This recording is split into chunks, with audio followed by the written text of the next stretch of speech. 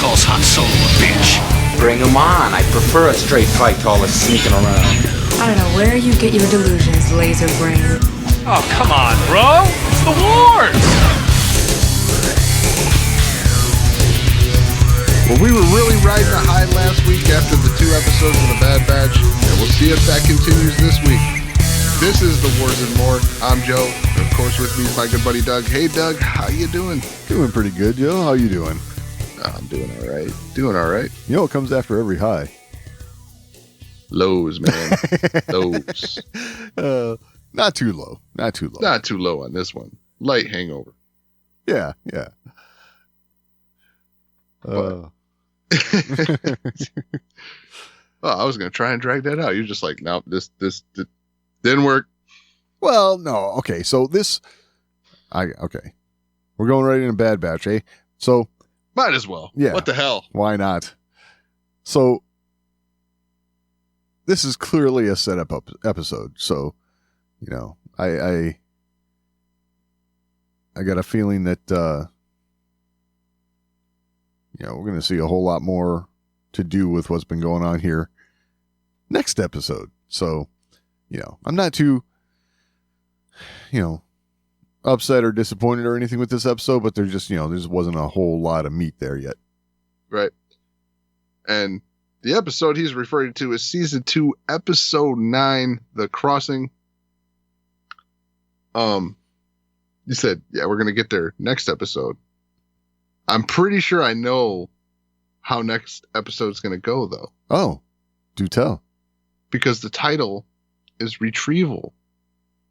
Oh. Okay. Cannot get your ship out.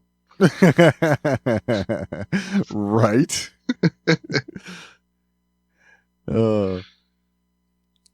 So, yeah.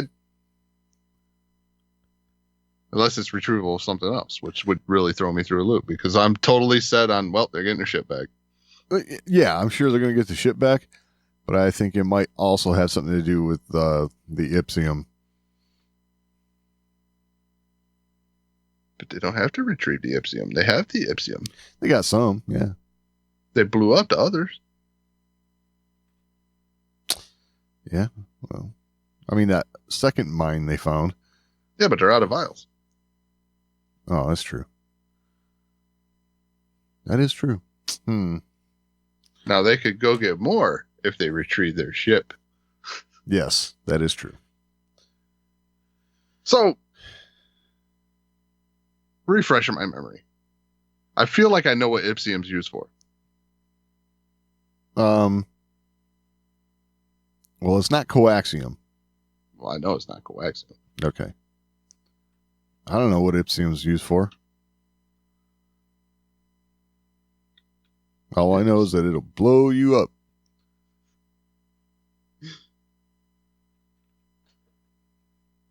Don't shake it. Drill into it, but don't shake it. That's...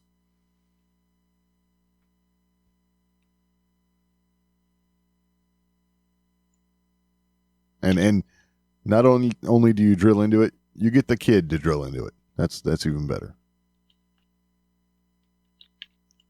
Without safety glasses.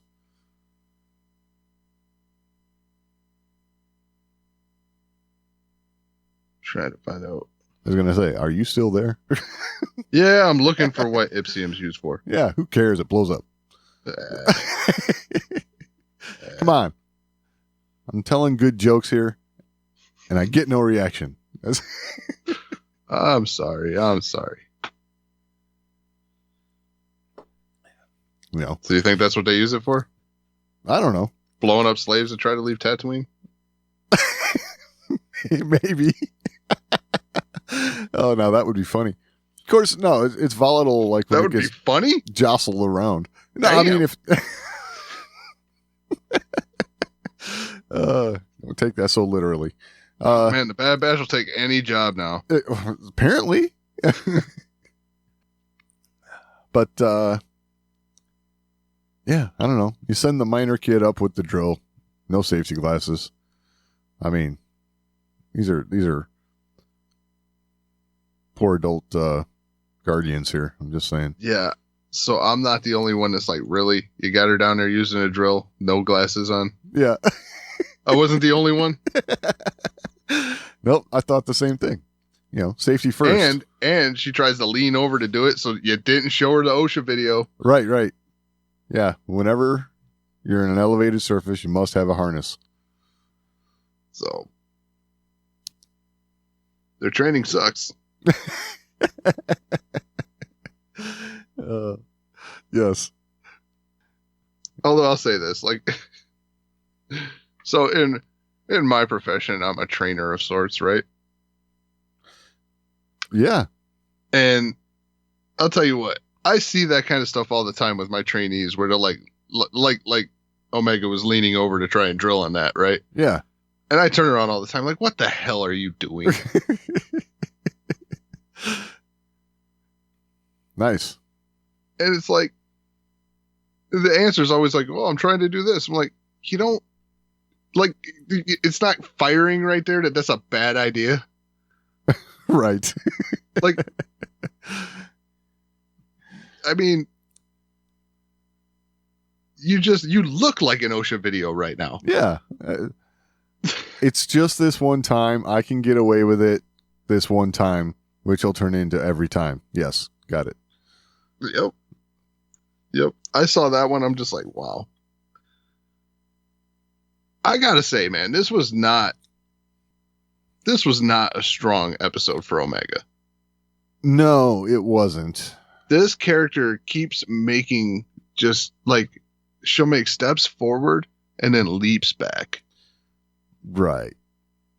Like all the way down to the way she feels about Echo leaving, and like, I'm like, wait a second. You're asking these guys why they don't feel the same way she does. Tech specifically.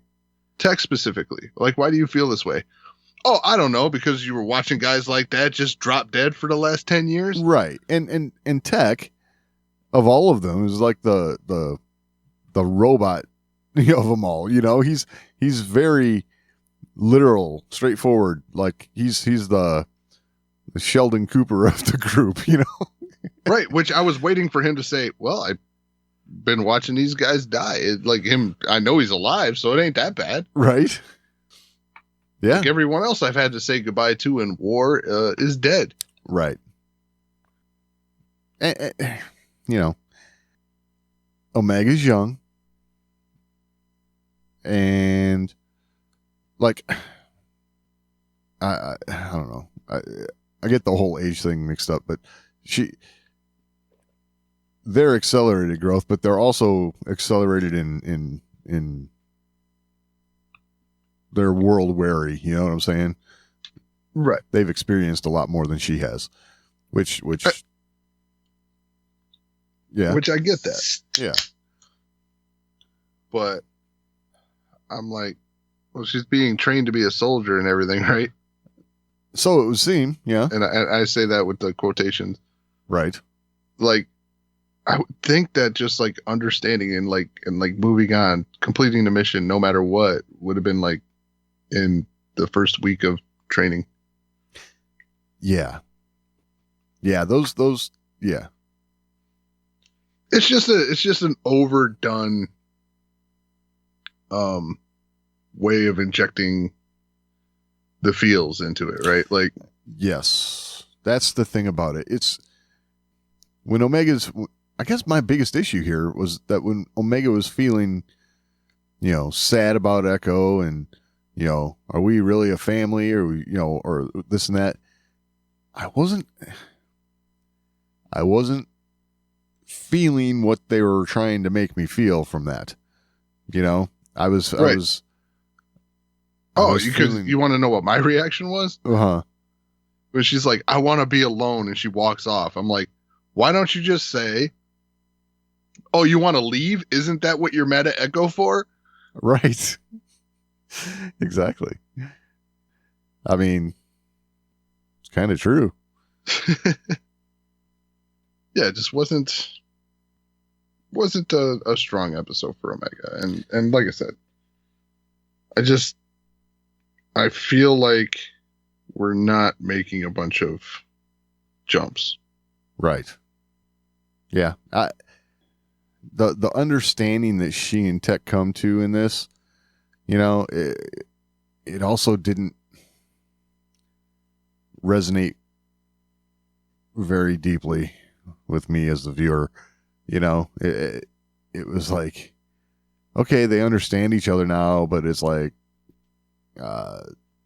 they've been living on this ship together. Don't they have kind of like this understanding about each other already? You know what I'm saying? I don't know. Each one of these clones has his own personality. Omega's got her own personality. It's it can't go unnoticed all this time. Right. So it's kind of strange in that manner, Here's another thing. Yeah. So Wrecker and Hunter get mad at Tech here for the way he handled things with Omega. Right. Wait, weren't you guys in the group that didn't tell Omega when Echo was leaving? Yeah. Yeah. No one told her. Yeah. She had no clue. So, like, why is Tech at fault here? Like, well, I forget the comment that he had. He made a comment which set her off, but I think that was the reason, Yeah. Right. Okay, that's what it was. She was looking on the little device, and she's complaining about the ship being gone, and he's like, it's our home, right? And she's trying to find it on the scanner, and Tech's like, well, most likely we'll never find it again. And she's like, that's a big deal. And he's like, no, we'll just get another ship. And she's like, that makes her mad. Yeah. Yeah. So I found it amazing. Like, I found it pretty hilarious too that like the ship gets stolen like that. Right. So apparently this is like, purple haired scooter punk. Yeah. Right. Just rolls up on it and takes it. Yeah. It's like, I could probably see a kid like that in my neighborhood scooting around. Right. Yeah. But like is able to just walk up to a starship and take off. Like, I know. oh, which also like that's another thing with Omega there. Like she's like yelling, "No, stop!" I'm like, they can't hear you. Yeah, I know. It's like, wait a minute. So for a second there, again, I'm thinking that's going to be a moment, just an instant, like a fraction of a second. I had the thought of she yells stop, and she's going to stick her hand out and grab it, right? And then hit it with force lightning. Yes, yes, exactly, just like Ray. But and now it's her fault that they don't have the ship anymore. But I thought that's a turn I can get with. I thought she was gonna like pull it back or something, and it's again. You're really convinced that she's gonna be force sensitive. I'm not, but it seemed like a moment where they could insert that for a brief second. Like I said, less than a second. After the sequel trilogy, you can pretty much insert that shit at any moment. Right. Yeah. She's like, oh, we got a problem. It's all right. I know how to do that. How? Yeah. Yeah. But, yeah, for the most brief of seconds, I thought, yeah, that might happen, but it didn't. Thank God. Right. I feel like we just be watering down what it means to have the Force. Yes. Yeah. That soup's been getting a little thin over the years anyway, so. Like how is this a legend? Like everybody has it. Right. Yeah. Ugh. Yep. So, I don't know. This whole episode seemed to be a comedy of errors. It's everything, it's kind of how the show's supposed to go to some degree, right? But everything's going wrong left and right. In typical Star Wars fashion, I guess, you stumble into a solution where you fall down the big hole and into the water. Of course, there's water. And then you find another way out. So I did like how Tech just, without hesitation, jumped after Omega when she fell. That was nice. Really? Yeah, he's like the experienced trooper. He's gonna figure out a way to like not die. Yeah, but he's the like analyst. He's the one that like. True, but he's like the only one there at the moment. I get that, but I feel like if anyone was going to be like, well, that sucks, it would have been Tech. Oh, you'd be like, just radio back to Hunter. Well, apparently Omega's left us now too. Yep. Couldn't find her. I don't know what happened.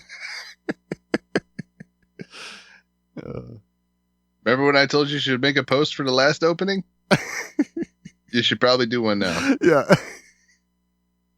We have 2 openings. That's hilarious. I don't know. I thought that was a little odd for him to be the one to just jump. I think, they each have their specialties, but they are all well-rounded enough to just take action when necessary, That's the way I saw that.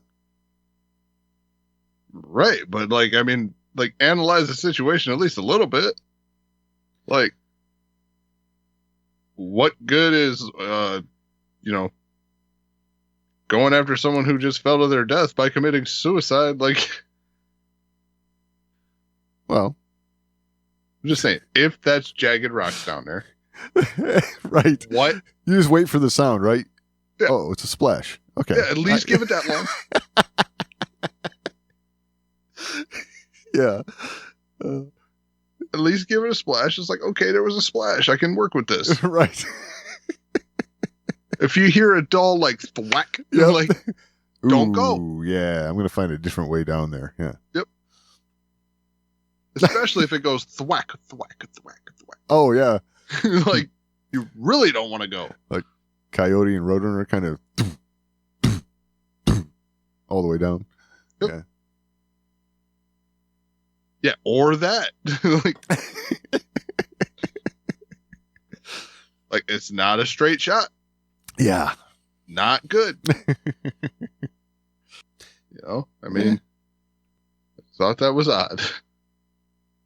Well, I know the way to look at it is in the moment he acted, he made the decision to go save Omega, but I'm just think about this a little bit. You can't see the bottom. Right. It's just dark. She fell into a gaping void. Right. That requires a little bit of analysis. He straight up took his chances on her that okay, it's going to be okay, and I'm going to be able to save her. Well, it all worked out, right? Yeah, it did. They wrote it that way. Exactly. So I'm not quite sure what this planet is. Saying, oh, go ahead. Real quick, just saying, going forward, I'm questioning Tech's analysis.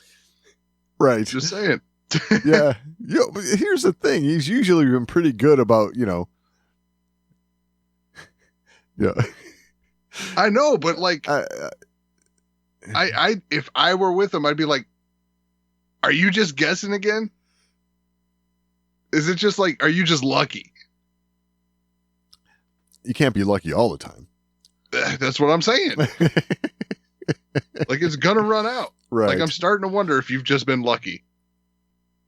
One thing I will say is, I would have to say, I trust Hunter's instincts pretty good on this episode. He was the first one to hear the ship getting stolen. He was the first one to hear the stampede coming. Well, it's kind of his shtick, right? It is. That and tracking and, hunting. Yeah. But I will say, he's got a little slower with his instincts because he found out when the ship was gone, when Right. Tech and Omega were already pretty screwed. Right. Like, Yes. Oh, yeah, there was that one, too. Yeah, he just gets this feeling like, maybe we should check in on them. yeah, something's wrong. Yeah. Yeah, I remember before where you were getting that feeling, and it's like, before this, like, get down. Now you're good. Right. These ones, it's like, it's over. Yeah, pretty much. Something's wrong. Well, that sucks. The ground shaking at his feet is like, we better move. Yes, there's an earthquake coming right at you. Oh, yeah, the Lion King scene. Yeah. Oh, yeah. Yeah. Had to take it there, didn't you? I think they used the same shots. Darth Vader wasn't in this one. Oh, yeah, that's true. He wasn't in the last one. He was, yeah. Only for a minute, though. Didn't work out for him. Didn't work out, no. So, I don't know what this planet's all about or anything, but there's a spaceport that's like been abandoned. It's like, that's kind of weird. I guess it's like old mining town vibe we're supposed to get off of this, and ghost town type of deal. I don't know. But yeah, so apparently Ipsium isn't that important. right, because there seems to be a lot of it in this other tunnel. A lot. And if a survey team couldn't find that one when there was a glowing hole, Right. need to find a new survey team. Exactly. So it kind of struck me too that so Sid buys this mine, right? And they're supposed to get all the Ipsium they can out of it, right? Which had one little piece. And then they go into this other mine that has all kinds of it. So they just take it. So they're like stealing from this other mine. I was going to say it. Yeah. It's like, huh. Our heroes here are thieves. Great. Because somebody else must own the other mine if Sid was able to buy the first mine. Yeah. Maybe I'm just not supposed to think about that. Yeah.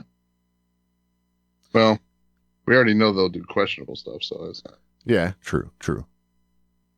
All right. Yeah. I don't know. Once we get to this spaceport, they make the call to Sid. We know that they've got a few days before she's going to be able to come save them. I think, clearly this is just the setup for what's to come next. So, I guess it set us up good for the next episode. I'm just hoping that the next episode is going to, live up to Bad Batch, level here, Right. Like the last two. Right. The last two were awesome. And yeah, I feel like we might be being a little overly critical just based on the last two, and then we get a setup episode. So yeah, well, that's kind of, it's what I was alluding to at the beginning of this, so what comes after a high? You said a low. It's like, yeah, but it's not that low. It's not like it's horrible, right? Right. It was still good, good TV. Oh, they still got next week to. Well, let's hope that it hopefully next week's episode makes this episode better. Yep. Because we know that sort of thing can happen in Star Wars. Yes. You can actually make it better with the next episode. Right. Hasn't been a trend that they've really been using in the Disney era, but hey. Exactly. Yeah. I don't know. Hey, it is what it is these days, right? Oh, yeah. But, well, we're looking forward to it, though. We are. We'll be here. Like I said, we're being a little overly critical, I think, but it's what it is. It just really kind of lost the pace that was set last week, and no matter what, that's always tough. Yeah. And it's tough to follow something that had the momentum of last week too, so. Right. Especially when, that was touching on the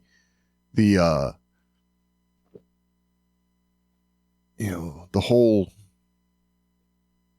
clone conspiracy arc that they had kicking. It was like, this is what it's all about. This is when it's really good, I mean, I love these little adventures that they got kicking, but it's like, come on. I don't know. I like it when the bigger picture gets tied in. Well, all right. A little bit of some news that got kind of like walked over last week, which is weird. Surprised I missed this. But release date for Visions Volume 2. Oh. So it will premiere on May 4th. Appropriate. Nice. I believe the last one did as well, right? It may have, yeah, now that you mentioned that. So I'm not entirely certain if it did, but okay. Something came out May 4th. No, it was Bad Batch last year, right? Was it? It might have been. Yeah, and it's something always premieres on May 4th. That's the thing,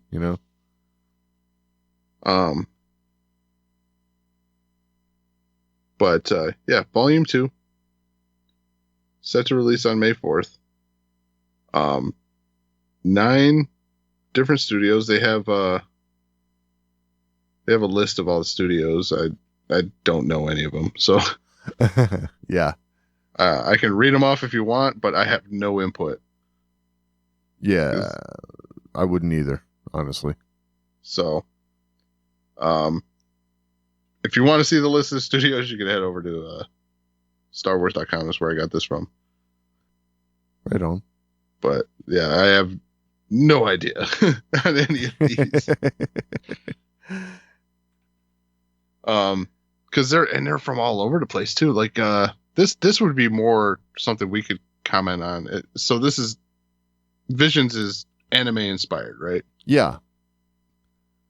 So this one's including studios from, and I find this shocking. I didn't know there was anime coming from these countries. Spain, Ireland, Chile, United Kingdom, South Korea, France, India, Japan, South Africa, and one in the United States. So this, I remember us talking about, that season 2 was going to have studios from all over the world like this, which we thought, I remember thinking this at the time, that's cool, but isn't anime Japanese? So, okay, yeah. I mean, be interesting to see what Irish anime looks like, but yeah. I'm just throwing that out there. Yeah, I didn't. I mean, in United Kingdom too, like. Yeah. Which, wait a second. Yes. Isn't? No, never mind. Ireland's not considered United Kingdom, is it? I don't know these days. Before it was, right? I believe it was. Like the term United Kingdom. Like, right. So Ireland, when you use the term Ireland, not Northern Ireland. Right.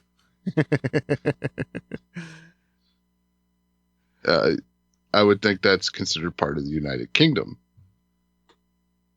So, like, I just thought it was odd that it says Ireland and United Kingdom Right. for two separate studios. So, I mean, is it England? Is it Scotland? Is it? Yeah, exactly. So, I thought that was odd. Yeah, a little bit. But hey, I don't know. Maybe we have our geopolitics off a little bit. Yeah, I mean, possible. I don't know what else would be considered United Kingdom aside from Ireland and Scotland. Right? I mean, yeah, not sure. But cool. That, you know what that means, though? That means there's more Star Wars headed our way. Yes, absolutely. And I did thoroughly enjoy the first volume of I had to oh wait, the United Kingdom is a union of 4 countries, 4 nations: England, Scotland, Wales, and Northern Ireland. Aha. So Ireland would not be part of the United Kingdom. Northern Ireland is. I had that backwards. Right. There we go. Yeah. Yeah.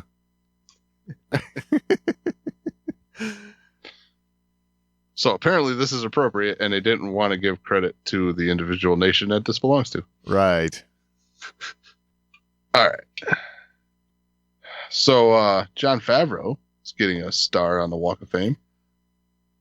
Or got a star on the Walk of Fame. Yeah, he got it. I would say deservedly so. I mean, been pretty prolific in the industry. Yeah. Yeah, he definitely kind of icing on the cake with the Mandalorian and right everything he's done over at Star Wars and the Disney Plus offerings. So that's cool. Yep, totally. Not much to say there other than, hey, he got a star on the Walk of Fame. Yep, good on him. Congrats. Yep. All right.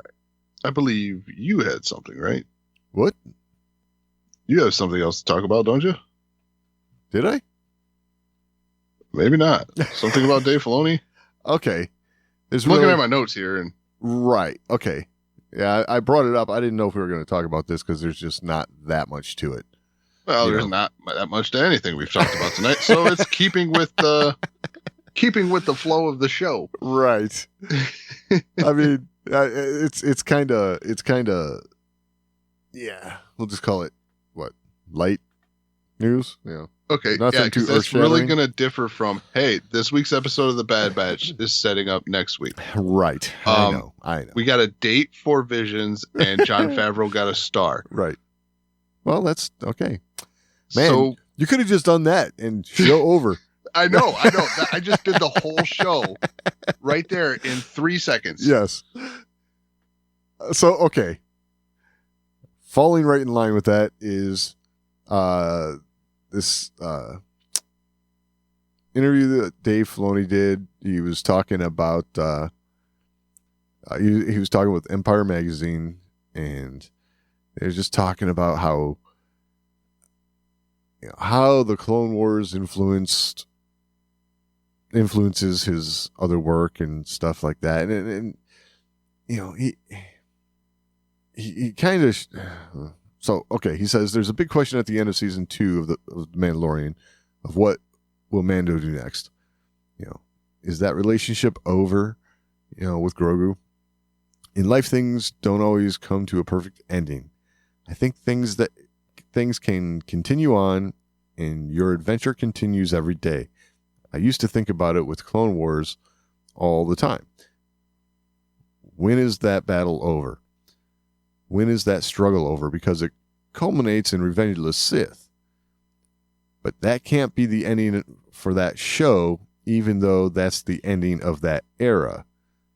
That took a while to figure out. And what he's referring to is, all the stuff in season 7 of the Clone Wars, where there was a lot of what we saw in the Clone Wars running parallel with the events of Revenge of the Sith, which, for me, I thought was done brilliantly. I loved seeing the stuff that the off-camera stuff, basically, from the film, you know? So, I like his take on this, because it's so true. I mean, a lot of times, you look at like the end of Return of the Jedi, big party, big celebration, but that's not the end, right? Right. So, I mean, excuse me. This is basically what I was getting at with this is he likes for these stories to play out beyond where we may think that they finish, you know. Well, Which I really like that. And you know, we talked for years, you and I, before we even started doing this podcast, right? Yep.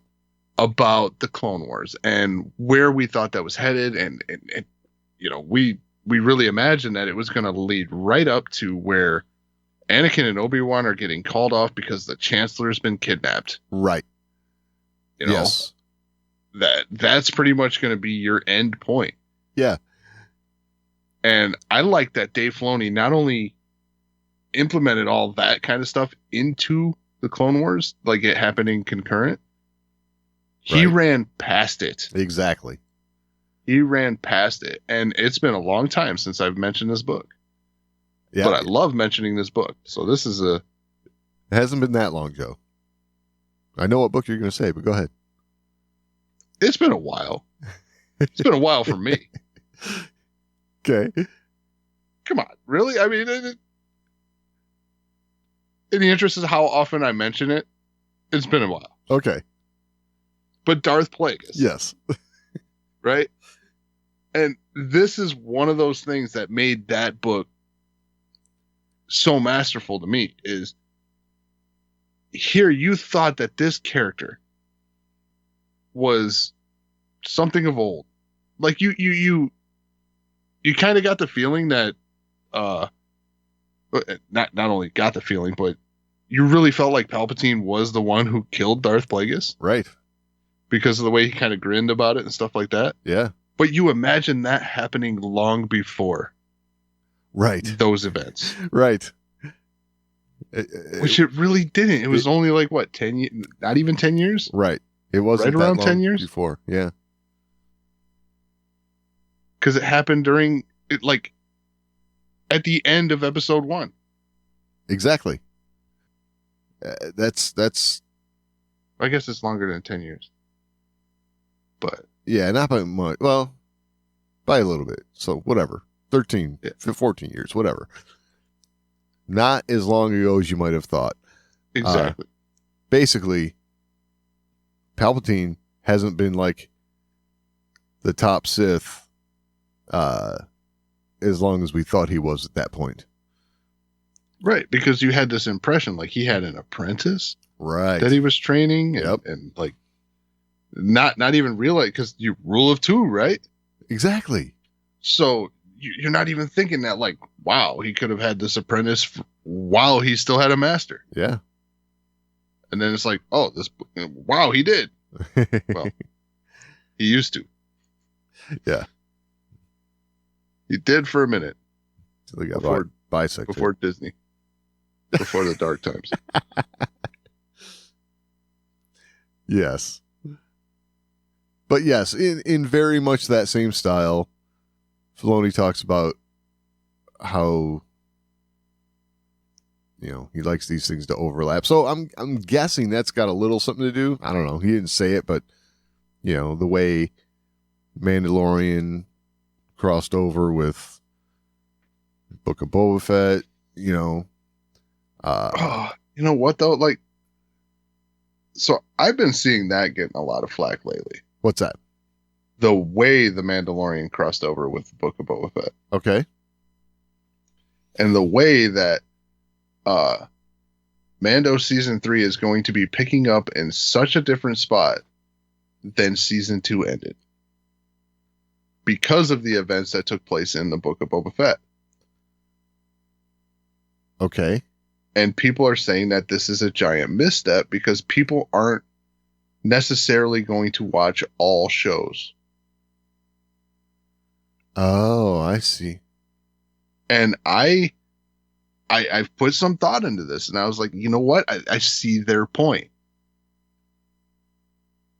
Because maybe you don't care about what happens with Boba Fett, you know, Right. like, so you don't really get into it because you've never been really a Boba Fett fan, or Well, I have to believe that if you're watching The Mandalorian, you were into Boba Fett, like, that you at least watched it, right?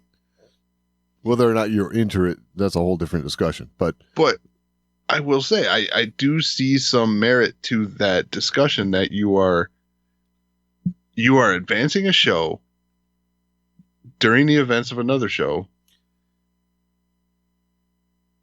and expecting people to be able to keep up when the next season comes out.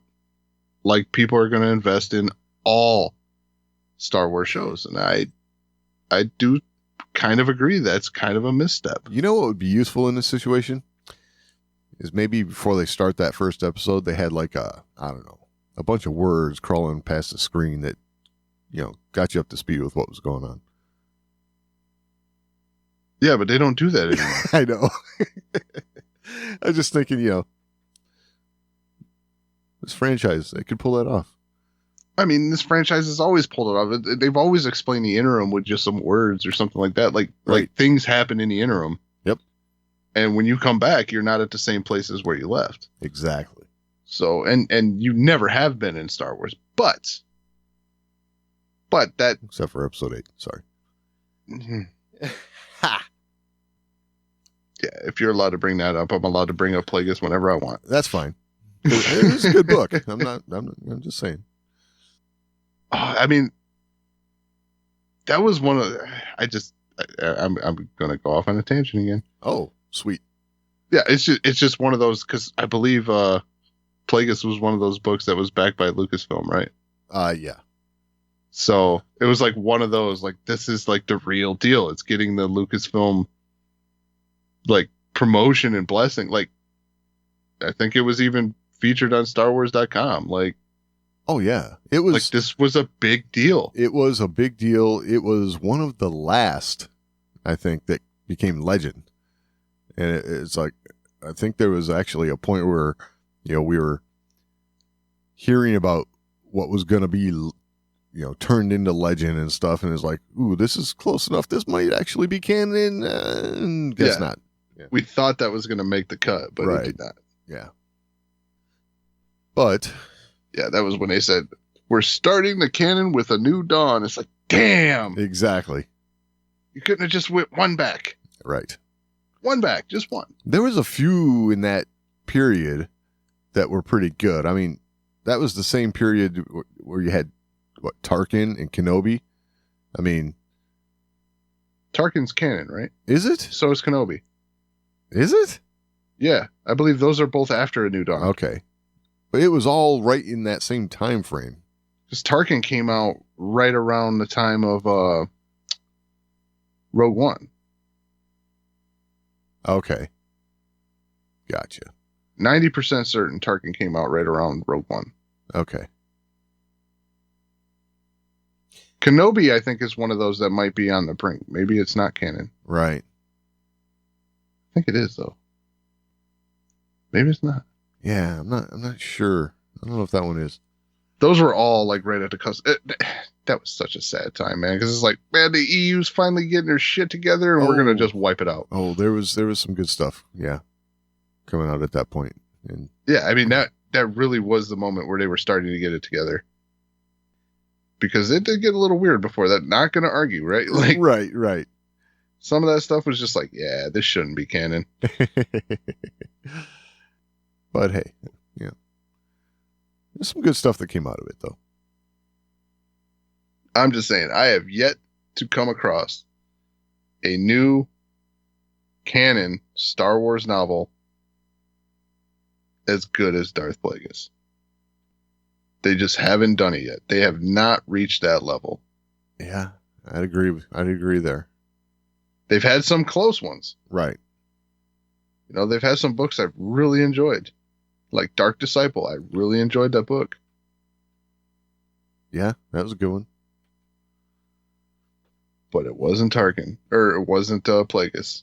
Tarkin was good. Tarkin was good. So. You were wrapping up a point there. Yeah. These stories overlap each other. They intertwine. You know. And Filoni's well aware, and he kind of, steers them that way. He does his best to stop stuff like I just did to you. Yeah, that's pretty much it, though. I think we can all agree that nothing in Star Wars is done by accident. These things are all well thought out. He even says as much, right? It took a while to figure out. That's what he says, as far as how to weave those fibers together of the Clone Wars and Revenge of the Sith. So, and I think it was done masterfully. So, whatever time he had to spend working that out, well done. Absolutely. And I believe you were right, sir. Kenobi and Tarkin were both in that era, and they were right at the cut. Okay. So they were right in that Darth Plagueis time frame. Gotcha. Yeah, because Tarkin came out in 2014. Oh. Interesting. When did A New Dawn come out? Because, that, for certain, that was the one that kicked off the whole... That was the first. New canon, yeah. Oh, wow. Hold on a second. So A New Dawn came out September 2nd, 2014. I bet you Tarkin was right before that. Oh. How you draw a line in the sand. This date, not canon. The next one, canon. What date did I say? September 2nd? Tarkin was November 4th. Oh. So maybe Tarkin is canon. In a lot of ways, I think it's a shame that we have to, Yes, Tarkin is canon. Kenobi is not canon. Okay. So. That's funny. Because Tarkin is canon. They're all such good books. Oh, yeah. Yeah, Kenobi came out August 27th, 2013. So that one I think is your line in the sand. Okay. That's got to be the last one. That's crazy. It is. It is. You know what's funny? Yeah. Just say that's crazy. Yeah. Let's just add to that. You know who wrote Kenobi? Is it Miller? John Jackson Miller? John Jackson Miller. Yeah. You know who wrote A New Dawn? Same guy? Same guy. Nice. That is funny. Huh. So within a year, one of his books is no longer canon, and he starts the new canon. Right? Oh, now that I say that, didn't James Luceno write Tarkin? I believe he did. Which he wrote Darth Plagueis. Wow. Okay.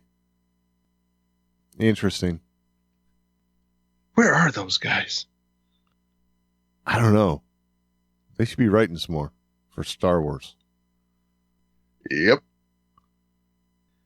Well, yeah, that seems like a good spot. I think you're right. So if you have anything to add, you can always email us, show@thewarsandmore.com. That's the best way to get a hold of us. We're also on social media, @thewarsandmore on Twitter, facebook.com/thewarsandmore. You can find all that and all the ways to find the show over at thewarsandmore.com. Any final thoughts this week, Doug? No, I think we've overcovered it. Yeah. Well, there's no doubt about that. All right. We will talk next week.